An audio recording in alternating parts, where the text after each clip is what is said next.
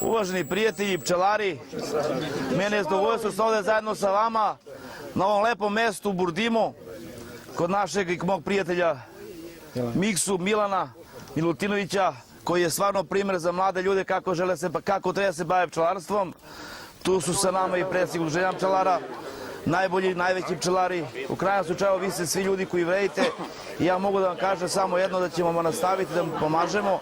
Ja ću i kao narodni poslanik u Skupštini zastupati normalni interesi pčelara i sa mnom je na mom odboru koji ja vodim za poljoprivredu bio je i pčelar Bogdanović, profesor Bogdanović, koji je zajedno sa mnom i Zoran Radosavljević, koji zajedno sa mnom određene stvari smo govorili i te stvari su počele da se ostvaruju.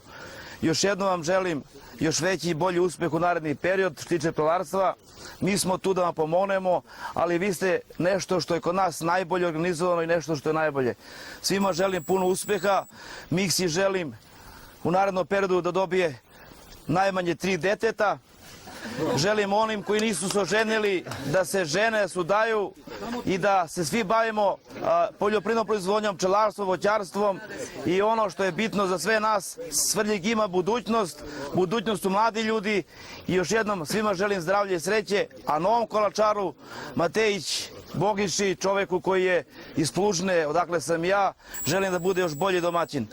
Sve najbolje i novom kolačaru i starom kolačaru želim sve najbolje, puno zdravlje i sreće. Miksi, rekao sam, želim puno dece i još jednom srećan dan, sve najbolje. Što tiče pčelarstva, tu smo da radimo svi da bude bolje i lepše i da nam bude primer i Zoran i Bogdanović i Miksa i svi ostali.